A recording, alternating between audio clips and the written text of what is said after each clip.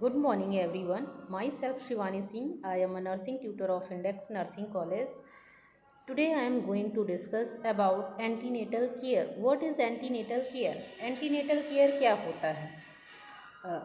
Antenatal care is a systematic supervision, examination, and advice of a woman during pregnancy is called antenatal care.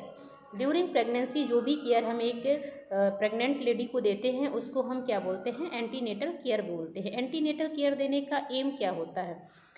To screen the high risk cases. जो high risk cases होते हैं उनकी screening कर पाने के लिए हम antenatal care देते हैं। To prevent, to detect and treat at the earliest any complications. Earliest age में ही ड्यूरिंग प्रेगनेंसी अगर किसी भी टाइप्स का कोई भी कॉम्प्लिकेशंस उनको होता है तो उसको डिटेक्ट करने के लिए और उसको प्रिवेंट करने के लिए हम क्या एंटीनेटल केयर देते हैं। To ensure continue risk assessment and to provide ongoing primary preventive health care. To educate the mother about the physiology of pregnancy and labour by demonstration, chart and diagram so that fear is removed and psychology is improved. हम क्या करते हैं, जो antenatal mother होती है उसको हम pregnancy की फिजियोलॉजी के बारे में एजुकेट करते हैं और लेबर की जो सिचुएशंस होती हैं उसको डेमोन्स्ट्रेशंस के थ्रू बताते हैं, ताकि जो ड्यूरिंग लेबर प्रेगनेंसी को लेके जो भी उसके माइंड में फियर चलता रहता है, जो डर बैठ जाता है, वो साइकोलॉजिकल रिमूव्ड हो जाए। इसके साथ साथ to discuss the couple about the place, time and mode of delivery. हमें कपल्स के साथ में ये डिस्कशन भी करना रहता है कि डिलीवरी किस मोड में करवानी चाहिए, उसका टाइम ड्यूरेशन क्या है, इसके साथ साथ कि कहाँ पे करवानी चाहिए। तो हम लोग मोस्टली यही प्रेफर करते हैं कि डिलीवरी ज़्यादातर हॉस्पिटल्स में ही करवानी चाहिए, वहाँ पे वो प्रिवेंटिव रहता है। इसके साथ साथ provisionally and care of the newborn, और न्यूबॉर्न बेबी की केयर भी सही तरीके से वहाँ पर हो जाती है। To motivate the couple about the need of family planning and also appropriate advice to couple seeking medical termination of pregnancy. और ऐसे कपल्स को मोटिवेट करना है जो फैमिली प्लानिंग करते हैं, and appropriate advice to couple seeking medical termination of pregnancy. ऐसी pregnancy को टर्मिनेट करवाना चाहते हैं जो वो चाहते नहीं हैं या बाय मिस्टेक ही प्रेगनेंसी कंसीव कर लेते हैं, ऑलरेडी उनके पास बेबी होता है। तो ऐसी प्रेगनेंसी अगर उनको टर्मिनेट करवानी है तो उसके लिए उनको मेडिकल एडवाइस देनी रहती है। इसके साथ साथ ऑब्जेक्टिव क्या क्या होते हैं? To ensure a normal pregnancy with delivery of a healthy baby from a healthy mother. Antenatal care देने का एक पर्पज़ ये भी होता है कि जो प्रेग्नेंट लेडी है या एंटीनेटल मदर है वो भी हेल्दी रहे, इसके साथ साथ जो होने वाला बच्चा है वो भी एक हेल्दी बेबी के रूप में बॉर्न हो। इसके साथ साथ antenatal care comprises of registration of pregnancy, history taking, antenatal examinations. Antenatal examination में जनरल एग्जामिनेशन भी करते हैं एंड ऑब्स्टेट्रिकल एग्जामिनेशन भी करते हैं। Laboratory investigations and health educations. Registration of pregnancy यानी कि जब कोई लेडी प्रेगनेंसी कंसीव करती है तो इसके बाद फिर उसको अपनी प्रेगनेंसी को रजिस्टर्ड करवाना चाहिए किसी भी हॉस्पिटल्स में या किसी भी पीएचसी में, यानी कि प्राइमरी हेल्थ लेवल जो केयर होती है वहाँ पर जाके हमें, या प्राइमरी हेल्थ सेंटर्स जो होते हैं वहाँ पे जाके हमें ये एंटीनेटल का रजिस्ट्रेशंस करवाना चाहिए। इसके साथ साथ हिस्ट्री टेकिंग, जो एंटीनेटल मदर होती है उसकी प्रॉपर हिस्ट्री लेनी चाहिए, प्रेजेंट एंड पास्ट दोनों हिस्ट्री लेनी चाहिए।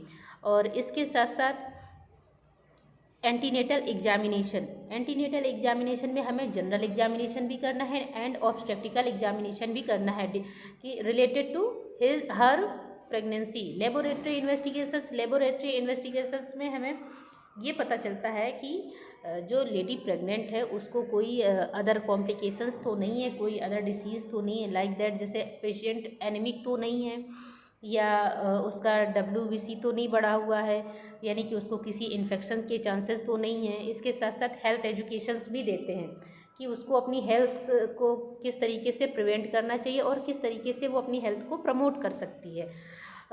विजिट्स में किस तरीके से होनी चाहिए, जो फर्स्ट विजिट होती है उसमें हमें क्या क्या करना चाहिए। तो history taking, examination and investigations, जब फर्स्ट विजिट होती है तो उसमें हमें पेशेंट की कंप्लीटली हिस्ट्री लेनी चाहिए, प्रेजेंट की एंड पास्ट की भी, जो पास्ट ऑब्स्टेक्टिकल हिस्ट्री है वो भी लेनी चाहिए। इसके साथ साथ प्रेजेंट की भी पूरी लेनी चाहिए कि प्रेजेंट टाइम पे उसको कोई कॉम्प्लिकेशंस तो नहीं हो रहे हैं, कोई कंप्लेन तो नहीं है, या अदर कोई प्रॉब्लम तो नहीं हो रही है। ये सारी चीज़ें हमें हिस्ट्री में लेनी है। इसके साथ साथ एग्जामिनेशन करना है, जैसे कि हमने पहले हम ये देख चुके हैं कि जनरल एंड ऑब्स्टेक्टिकल दोनों तरीके के एग्जामिनेशन करना है, फिजिकल एग्जामिनेशन करना है, इन्वेस्टिगेशंस करने हैं। हिस्ट्री टेकिंग में पर्टिकुलर्स ऑफ द पेशेंट का नाम, एज, सेक्स, ये सारी चीज़ें हमें राइट डाउन करनी है। Chief complaints with durations, during pregnancy patients को क्या चीफ कंप्लेन है वो लिखना है। हिस्ट्री टेकिंग करने के टाइम पे हमें पास्ट हिस्ट्री नेसेसरी है लेना। इसके साथ साथ ऑब्स्टेट्रिक हिस्ट्री भी लेना है, मेंस्ट्रुएशन हिस्ट्री भी लेनी है, फैमिली हिस्ट्री भी लेनी है। फैमिली हिस्ट्री में हम ये डिटेक्ट करते हैं कि टाइप्स ऑफ फैमिली में कितने मेंबर्स हैं, फैमिली जॉइंट फैमिली है या न्यूक्लियर फैमिली है। और मेंस्ट्रुएशन हिस्ट्री में हम ये पता करते हैं कि जो प्रेग्नेंट लेडी है उसका जो मेंस्ट्रुएशन साइकिल चलता है वो प्रॉपर चल रहा है या उसमें कोई अप डाउन चलता है, या उसका जो ड्यूरेशन है वो कम ज़्यादा होता रहता है, तो उसके अकॉर्डिंग भी कॉम्प्लिकेशंस हो सकते हैं। इसलिए हमें मेंस्ट्रुएशन हिस्ट्री लेनी चाहिए। इसके साथ साथ ड्रग हिस्ट्री भी लेनी है कि ड्यूरिंग प्रेगनेंसी प्रेग्नेंट लेडी जो है वो कोई ड्रग ले रही है या नहीं, या उसको कोई अदर डिसीज़ है उससे रिलेटेड कोई ड्रग ले रही है, ये सारी चीज़ें हमें पता करनी रहती है। History of immunisation, pregnant lady का इम्यूनाइजेशन शेड्यूल प्रॉपर हुआ है या नहीं हुआ है। सोशियो इकोनॉमिक हिस्ट्री लेनी रहती, कंट्रासेप्टिव हिस्ट्री लेनी रहती है कि बिफोर कंसेप्शन ऑफ प्रेगनेंसी जो प्रेग्नेंट लेडी है वो कोई कंट्रासेप्टिव डिवाइस यूज़ कर रही थी या नहीं यूज़ कर रही थी।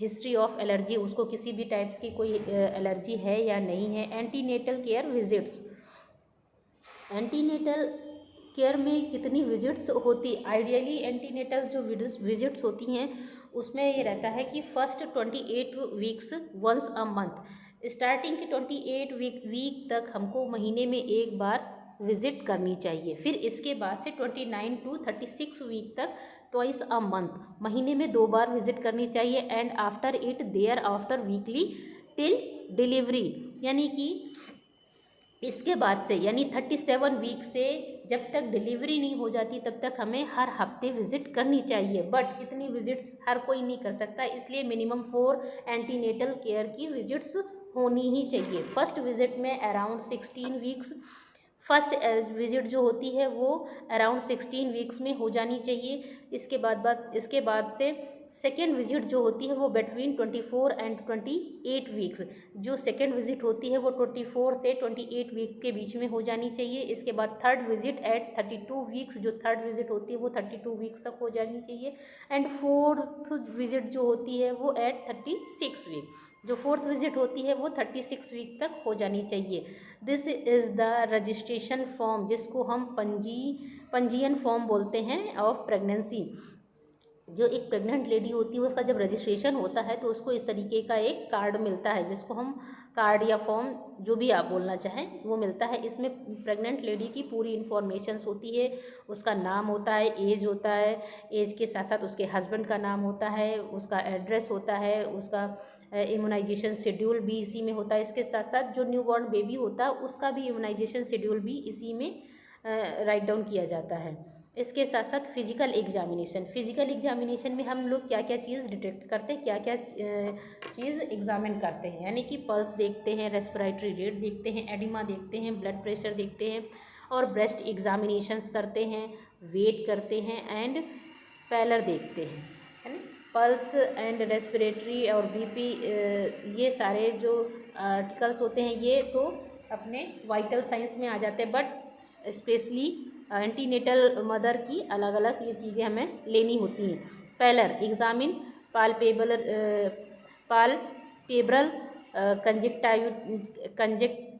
कंजेक्टिवा पालपेब्रल कंजेक्टिवा नेल्स और tongue oral mucosa and palms.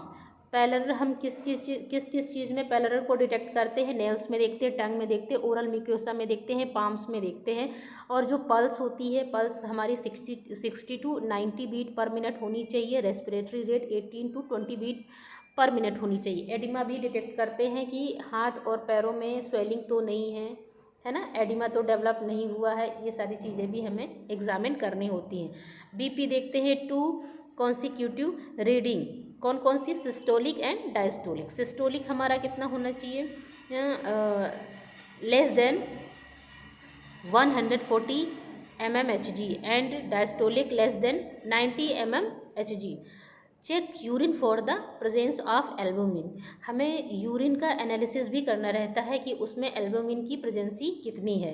Pre eclampsia hypertension plus albuminuria. अगर जो प्रेग्नेंट लेडी है वो हाइपरटेंसिव है, उसको हाइपरटेंशन यानी कि उसका बीपी बढ़ा हुआ रहता है, इसके साथ साथ उसमें उसे अगर एल्बुमिनीरिया भी है, यानी कि यूरिन में एल्बुमिन की मात्रा का पास आउट होना, यानी कि यूरिन में एल्बुमिन का पास आउट होना प्री एक्लेम्शिया कंडीशंस कहलाती। एमिनेंट एक्लेम्शिया मतलब डायस्टोलिक ब्लड प्रेशर, यानी कि लेस देन 110 mmHg से नीचे ब्लड प्रेशर का होना एमिनेंट एक्लेम्शिया कहलाता है। एक्लेम्शिया मतलब हाइपरटेंशन, एल्बुमिनीरिया एंड कन्वर्जन। हाइपरटेंसिव के साथ साथ एल्बुमिनीरिया भी है, और उसके साथ साथ अगर कन्वर्जन्स भी आते हैं, प्रेग्नेंट लेडी को दौरे भी आते हैं, झटके भी आते हैं, तो यानी सीजर आना, तो इन सारी कंडीशंस को मिला के हम क्या बोलते हैं? एक्लेम्शिया कंडीशंस बोलते हैं। Regular weight monitoring at each visit. हमें हर विजिट में उसका वेट मॉनिटर करना है।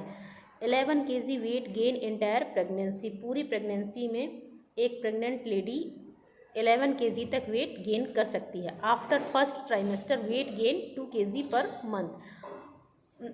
आफ्टर फर्स्ट ट्राइमेस्टर के बाद से एक pregnant lady per month 2 kg weight gain करना स्टार्ट कर देती है। और इसके साथ साथ हमें ब्रेस्ट का एग्जामिनेशन भी करना रहता है। एब्डोमिनल एग्जामिनेशन में मेजरमेंट ऑफ फंडल हाइट का मेजरमेंट करते हैं। इसके साथ साथ फीटल हार्ट साउंड भी सुनते हैं कि जो फीटस है उसकी हार्ट रेट कैसी आ रही है, प्रॉपर आ रही है या नहीं आ रही है, उसमें कोई भी कॉम्प्लिकेशंस है, फीटल मूवमेंट कैसे हो रहे हैं। इसके साथ साथ फीटल पार्ट्स को भी डिटेक्ट करते हैं। फीटल पार्ट्स को हम लोग पालपेट करके भी डिटेक्ट करते हैं। इसके साथ साथ अल्ट्रासोनोग्राफी के थ्रू भी डिटेक्ट कर लेते हैं। मल्टीपल प्रेगनेंसी है या सिंगल प्रेगनेंसी है या ट्विंस हैं, ये सारी चीज़ें हमें यूएसजी के थ्रू पता चलती हैं। फीटल लाई एंड प्रेजेंटेशन, ये सारी चीज़ें भी हमें यूएसजी से ही पता चलती। इंस्पेक्शन ऑफ एब्डोमिनल स्कार और any other relevant finding. Abdomen में ड्यूरिंग प्रेगनेंसी कोई जो स्कार होते हैं उनको फाइंड आउट करना रहता है, या अदर कोई कॉम्प्लिकेशंस हो रहा है या अदर कोई डिसीज़ जनरेट हो रही है, तो वो भी हमें चेकआउट करनी रहती है। लैब इन्वेस्टिगेशंस में क्या देखते हैं अपन? हीमोग्लोबिन एस्टिमेशंस होता है कि हीमोग्लोबिन का जो लेवल है वो कितना है, पेशेंट के बॉडी में प्रॉपर आयरन है या नहीं है।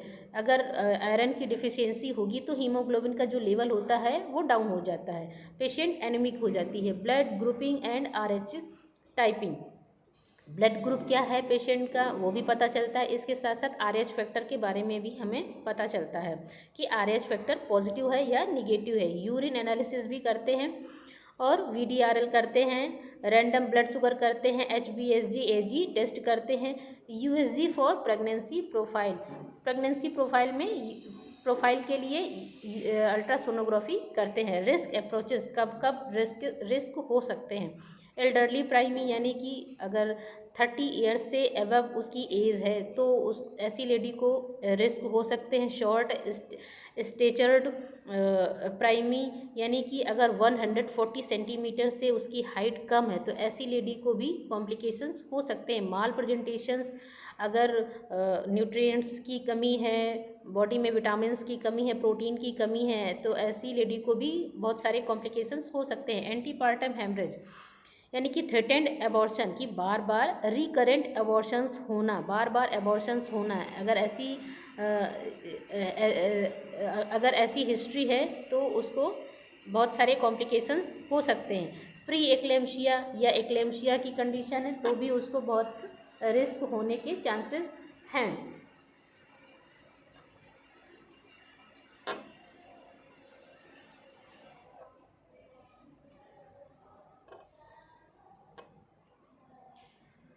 और क्या क्या रिस्क हो सकता है? एनीमिया हो सकता है, ट्विंस हाइड्रामाइनोज हो सकता है, इंट्रा यूटराइन फीटस डिसऑर्डर्स हो सकते हैं या डिस्ट्रेस में जा सकता है फीटस, और स्टिल बर्थ। एल्डरली ग्रांट मल्टीपैरास यानी कि अगर ग्रांट मल्टीपैरा प्रेग्नेंट लेडी है तो उसको रिस्क हो सकता है प्रोलॉन्ग्ड प्रेगनेंसी बहुत ही लॉन्ग टाइम से चलती चली आ रही तो भी, यानी कि बार बार प्रेगनेंसी होना, ये सारी चीज़ें भी एक रिस्क को इंडिकेट करती। हिस्ट्री ऑफ पास्ट सिजेरियन और इंस्ट्रूमेंटल डिलीवरी, अगर इससे पहले की जो डिलीवरी है वो सिजेरियन या इंस्ट्रूमेंटल डिलीवरी हुई है तो भी रिस्क हो सकता है। ट्रीटमेंट और फॉर इनफर्टिलिटी या इनफर्टिलिटी के लिए ट्रीटमेंट चल रहा हो तो ऐसी लेडी को भी रिस्क हो सकता है।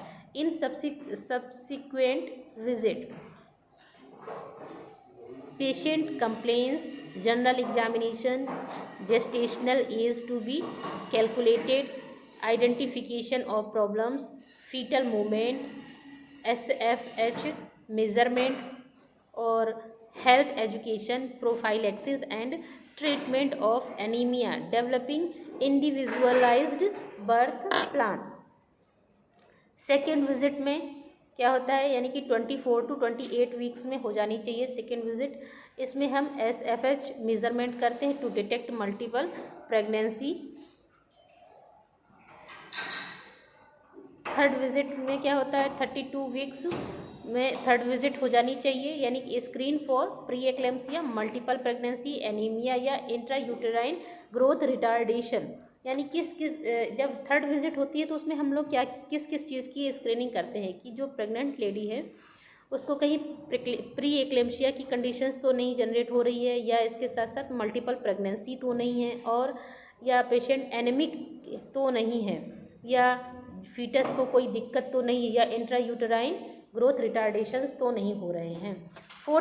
फोर्थ विजिट्स में हम क्या देखते हैं, फोर्थ विजिट्स हमारी कब होती है, फोर्थ विजिट्स 36 वीक पे होती है। आइडेंटिफिकेशन ऑफ फीटल लाई कैसा है, प्रेजेंटेशन कैसी है, पोजीशन कैसी है, बर्थ प्लान क्या रहता है, ये सारी चीज़ें हम फोर्थ विजिट में डिसाइड करते हैं।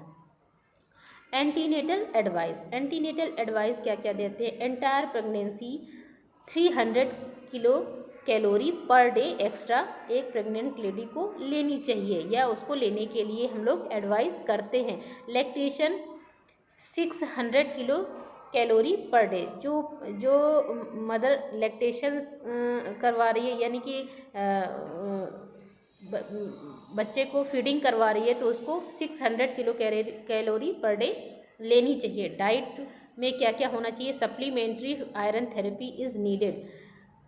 डाइट में जो हम ग्रीन लीफी वेजिटेबल्स या मिल्क है या फ्रूट्स वगैरह हैं, ये सारी चीज़ों के साथ साथ उसको आयरन सप्लीमेंट्स भी देना चाहिए, यानी कि supplementary iron therapy is needed for all pregnant mothers from 20 weeks onwards, यानी कि 20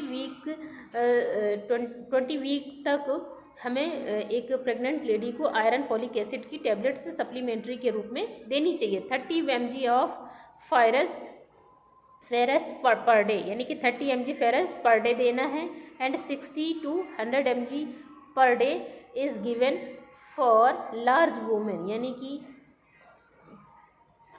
जो लेडी मल्टीपल प्रेगनेंसी कंसीव कर रही है या ट्विंस प्रेगनेंसी कंसीव कर रही है उसके लिए 60 to 100 mg ferrous per day होना चाहिए। और इसके साथ साथ क्या रहता है, twins and those women who book for antenatal care late in pregnancy, anaemic women should take 200 mg per day, यानी कि जो लेडी एनेमिक होती है उसको पर डे 200 mg की टैबलेट लेनी चाहिए आयरन फोलिक एसिड की। इसके साथ साथ हाइजीन किस तरीके से उसको मेंटेन करनी है। हाइजीन मेंटेन करने के लिए डेली बाथ इज़ रिकमेंडेड, यानी कि उसको डेली बाथिंग करनी रहती है, रोज़ नहाना है। As it stimulation refreshing and relaxation, यानी कि अपने आप को बहुत ही रिलैक्स फील करवाना है, फ्रेश फील करवाना है और अपनी हाइजीन को प्रॉपर मेंटेन करना है। अवॉइड हॉट वाटर बाथ, और उसको बहुत ही गर्म पानी से नहीं नहाना है, नॉर्मल पानी से ही नहाना रहता है, नॉर्मल पानी से ही बाथिंग करनी रहती है। Bowel care as there is increase enhance of constipations, मतलब ड्यूरिंग प्रेगनेंसी कॉन्स्टिपेशंस होने के बहुत सारे चांसेस बढ़ जाते हैं। रेगुलर बॉवल मूवमेंट में भी facilitate by regulation of diet taking plenty of fruits. इसके लिए हमें, ताकि हमारा बॉवल मूवमेंट रेगुलर रहे और ठीक तरीके से चले, इसके लिए हमें प्लेंटी फ्रूट्स लेने रहते हैं, यानी कि लिक्विड फॉर्म में डाइट को मोस्टली लेना रहता है। और इसके साथ साथ vegetables and milk is necessary for a pregnant lady. Breast care किस तरीके से देते हैं। Wash the breast with clean tap water, अपने ब्रेस्ट को क्लीन टैप वाटर से वॉश करना रहता है। ब्रेस्ट हाइजीन प्रॉपर मेंटेन करनी रहती है। एक्सरसाइज किस तरीके से करनी रहती है। बहुत हार्डली एक्सरसाइज ड्यूरिंग प्रेगनेंसी नहीं करनी रहती है, उसको अवॉइड करना चाहिए। वॉक इन मॉडरेशन, हमें नॉर्मल तरीके से वॉक करना रहता है। और अवॉइड लिफ्टिंग हैवी थिंग्स, भारी चीज़ें नहीं उठानी रहती, उसको अवॉइड करना रहता है। अवॉइड लॉन्ग टाइम स्टैंडिंग, बहुत देर तक खड़े नहीं रहना है। हाँ, आप चल फिर सकते हैं, लेकिन एक जगह पर बहुत देर तक खड़े नहीं रहना चाहिए। और avoid sitting with crossed, cross करके बैठना नहीं चाहिए, अपने पैरों को क्रॉस करके नहीं बैठना चाहिए, इसको अवॉइड करना चाहिए। लेग्स एज दिस में इम्पेड सर्कुलेशन, इस तरीके से जो सर्कुलेशंस होता है ब्लड का वो ऑब्स्ट्रक्ट होता है, इसलिए हमें जो लेग क्रॉस करके सिटिंग पोजीशन होती है उसको अवॉइड करना चाहिए। ड्रेसिंग सेंस कैसा होना चाहिए during pregnancy. Tight clothes and belts are avoided, हमें ड्यूरिंग प्रेगनेंसी टाइट क्लॉथ्स नहीं पहनने हैं, बेल्ट का यूज़ नहीं करना है, अपने एब्डोमेन के आसपास किसी भी चीज़ को टाइटली बाइंड अप नहीं करना है। The patient should wear loose but comfortable dresses, जो प्रेग्नेंट लेडी होती है उसको लूज ड्रेसेस पहननी चाहिए, इसके साथ साथ जो उसके लिए कंफर्टेबल ड्रेस हो उसको वियर करना चाहिए। High heels shoes are better avoided, high heels के शूज़ एंड स्लीपर्स सारी हमें अवॉइड करना चाहिए। फ्लैट स्लीपर्स या शूज़ का यूज़ करना चाहिए। Alcohol smoking and drugs should be avoided as the may effect the foetal wellbeing, हमें किस किस चीज़ को अवॉइड करना चाहिए। अल्कोहल का अवॉइड करना चाहिए, स्मोकिंग नहीं करनी चाहिए, किसी भी तरीके की कोई ड्रग नहीं लेनी चाहिए, इन सारी चीज़ों को हमें अवॉइड करना चाहिए, क्योंकि ये सारी चीज़ें हमारे बच्चे के लिए सही नहीं होती हैं, बच्चे पे अच्छा इफ़ेक्ट नहीं डालती हैं, उसकी वेलबींग के लिए हमें ये सारी चीज़ें अवॉइड करनी चाहिए। Rest and sleep, during pregnancy proper rest लेना चाहिए एंड जो स्लीपिंग पैटर्न रहता है वो भी प्रॉपर होना चाहिए। 8 आवर्स स्लीप एट नाइट, रात में आपको कम से कम 8 घंटे की स्लीप तो लेनी ही लेनी है। इसके साथ साथ at least 2 hours sleep after midday meal, दोपहर में खाना खाने के बाद आपको 2 घंटे की नींद भी लेनी है या आपको 2 घंटे तक आराम करना है। Hard strenuous work should be avoided in first trimester and last 4 weeks, आपको बहुत जल्दी से चलना या हैवी वेट को लिफ्ट करना, ये या बहुत ही ऐसे काम करना जिसमें बहुत ही स्ट्रेंथ का यूज़ करना रहता है, ऐसे काम को फर्स्ट ट्राइमेस्टर में अवॉइड करना रहता है। इसके साथ साथ जो लास्ट के 4 वीक्स होते हैं यानी लास्ट का 1 मंथ होता है उसमें भी हमें ये सारी चीज़ें अवॉइड करनी रहती है। Coitus should be avoided in, यानी कि जो सेक्सुअल इंटरकोर्सेज होते हैं उनको भी हमें अवॉइड करना चाहिए फर्स्ट ट्राइमेस्टर में एंड लास्ट 6 वीक में। उसका भी एक ड्यूरेशन होता है, यानी कि फर्स्ट ट्राइमेस्टर में आपको अवॉइड करना चाहिए। इसके साथ साथ आपको जो लास्ट के 6 वीक, यानी कि आप बोल सकते हैं 1.5 मंथ होता है, उस टाइम पे भी आपको अवॉइड करना चाहिए। वार्निंग साइंस क्या क्या हो सकता है, तो इसको हमें इग्नोर नहीं करना है। इसके लिए हमें हॉस्पिटल्स जाना है, अपने कंसल्टेंट्स को बताना है, एडवाइस लेना है उनसे, अगर अकॉर्डिंग टू हिम और हर हमें ट्रीटमेंट भी लेना रहता है। आपको हेडेक हो रहा है, ब्लरिंग ऑफ विज़न है, कन्वर्जन्स हैं या वेजाइनल ब्लीडिंग है, फीवर है, आपको अगर हेडेक बहुत ज़्यादा होता है तो भी आपको अपने डॉक्टर्स को बताना है। ब्लरिंग ऑफ विज़न, अगर आपका विज़न क्लियर नहीं होता है, ब्लर से आपको दिखता है, तो ऐसे में भी आपको डॉक्टर से कंसल्ट करना है। इसके साथ साथ अगर कन्वर्जन आते हैं तो आपको जाना ही जाना है, क्योंकि ड्यू टू कन्वर्जन और सीज़र जो प्रेगनेंसी रहती है वो प्रेगनेंसी रहती है वो अबॉर्शन में कन्वर्ट होने के चांसेस होते हैं, और इसलिए उसे हमें तुरंत का तुरंत दिखाना चाहिए जाके, या अपने डॉक्टर से कंसल्ट करना चाहिए। उसमें हमें कोई भी डिले नहीं करना है। वेजाइनल ब्लीडिंग अगर हो रही है तो भी हमें तुरंत अपने डॉक्टर से कांटेक्ट करना है, और फीवर अगर आ रहा है तो भी हमें डॉक्टर को ही दिखाना है। डॉक्टर को दिखाकर ही हमें कोई भी मेडिसिन लेनी है। अपने मन से कोई भी मेडिसिन नहीं ले सकते हैं, क्योंकि किस मेडिसिन का क्या साइड इफ़ेक्ट है ये हर पर्सन को नहीं पता होता है। इसलिए आप डॉक्टर को बताइए, डॉक्टर प्रिस्क्राइब करेगा, जो according to doctor prescription you can take drug during pregnancy. अगर आप अपने मन से कोई भी ड्रग लेते हैं तो उसके बहुत ही ज़्यादा साइड इफ़ेक्ट्स होते हैं, जो आपके फीटस के लिए हार्मफुल हो सकते हैं या आपकी हेल्थ के लिए भी हार्मफुल हो सकते हैं। इसलिए आपको ड्यूरिंग प्रेगनेंसी इन सारी चीज़ों का ध्यान रखना है। आपको प्रॉपर हाइजीन मेंटेन करनी है, प्रॉपर रेस्ट लेना है, स्लीप पैटर्न भी आपको प्रॉपर अपना रखना है। इसके साथ साथ आपको हैवी वेट लिफ्ट नहीं करना है, हैवी वेट लिफ्टिंग के लिए आपको अवॉइड करना है, और आपको अपनी विज़िट पूरी प्रॉपर कंप्लीट करनी है, रजिस्ट्रेशंस करवाने हैं, आपको अपनी जो ब्लड इन्वेस्टिगेशंस होती हैं, यूरिन एनालिसिस होता है, उसको करवाना है। इसके साथ साथ आपको अपना जो डेली रूटीन रहता है उसको भी फॉलो करना रहता है एक सिस्टमेटिक ढंग से, क्योंकि ये सारी चीज़ें आपके लिए, आपकी हेल्थ के लिए और आपके फीटस के हेल्थ के लिए बहुत ही इम्पोर्टेंट होती हैं। इसलिए हमें हमेशा अपनी हेल्थ को लेके कॉन्शियस रहना है। आपके लिए कौन सा फूड बेनिफिशियल है एंड कौन सा फूड हार्मफुल है, उसको हमें अवॉइड करना चाहिए। बेनिफिशियल चीज़ जो थिंग्स हैं उनको इनटेक करना है। ये सारी चीज़ें हमको माइंड मेकअप करके चलना है। ड्यूरिंग प्रेगनेंसी हमको बहुत ही अवेयर होके रहना है। कोई भी लापरवाही हमारे लिए, हमारे बच्चे के लिए खतरनाक साबित हो सकती है। इसलिए अगर ड्यूरिंग प्रेगनेंसी आपको कोई भी कॉम्प्लिकेशंस होते हैं, नोज़िया या वोमिटिंग बहुत ही ज़्यादा होता है, उसके लिए भी आपको अपने डॉक्टर्स को दिखाना है, उनसे कंसल्ट करना है, उनकी एडवाइस लेनी है। अकॉर्डिंग टू डॉक्टर्स प्रिस्क्रिप्शन आपको मेडिसिन लेनी है, या आपको बहुत हैवी एक्सरसाइज नहीं करनी है, लाइटली लेटी यानी कि मॉडरेशन, या आप जैसे वॉकिंग डिस्टेंस होता है या नॉर्मल वॉक करते हैं हम लोग, इस तरीके से वॉक कर लेना चाहिए। और